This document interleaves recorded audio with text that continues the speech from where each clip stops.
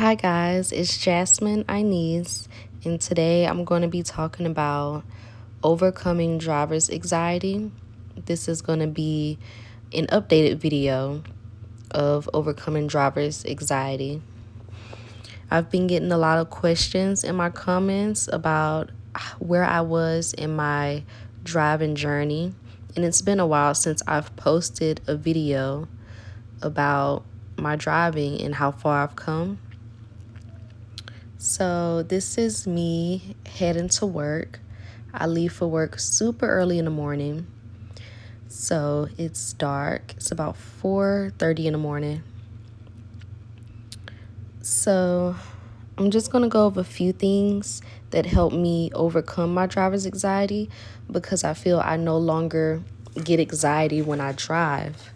Now, I still get nervous at some points, but I think even the most experienced drivers, when encountering different situations that they haven't been in before, can get nervous because overall driving is scary and it can be dangerous. And not because of your own driving, it can be the case sometimes, but because there are other people on the road and you can't control what they do or don't do. So overall driving can be scary, but I'm at a point now where I'm confident in my own driving and I don't feel super anxious when I get into the car.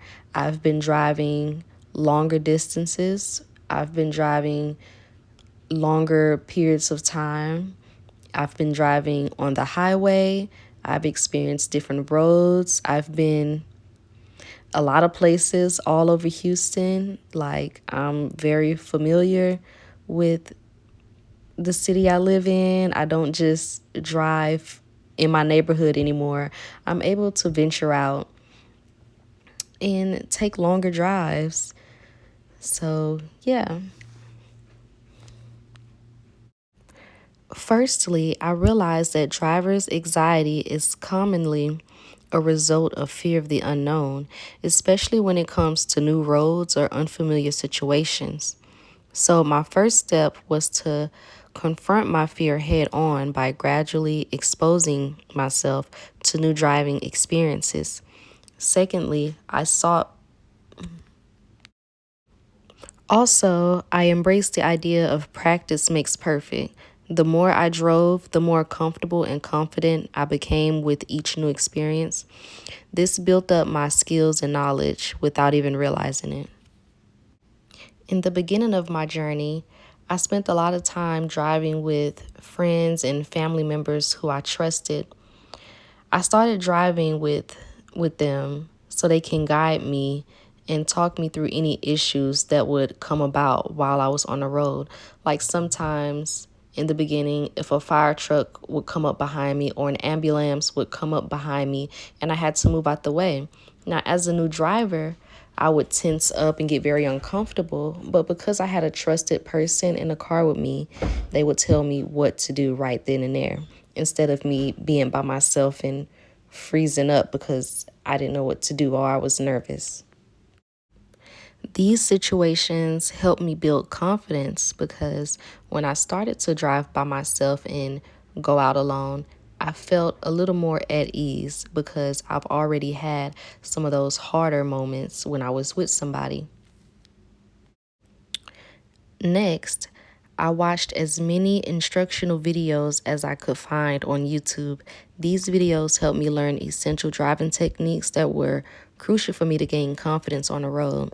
And listening to a lot of other people's stories about driver's anxiety really helped pump me up before getting on the road. So, another piece of advice is don't be too hard on yourself. Everyone learns at their own pace, so remember to take it slow and steady. Celebrate your small victories, no matter how small they may seem, it's still a step towards the right direction. Trust me, this mindset can make a world difference in your progress. Finally, if you're feeling overwhelmed or anxious, Don't hesitate to seek help from a professional driving instructor or mentor. They can help you identify areas where you need improvement and provide tips for overcoming your anxiety. One last tip I want to leave you with is to make sure you're driving small distances every day and do not take long breaks in between practicing because that could set you back. Make sure you're driving at least 3 to 4 times a week, if not every day. This will help you build up your confidence every time you drive because practice really does makes perfect.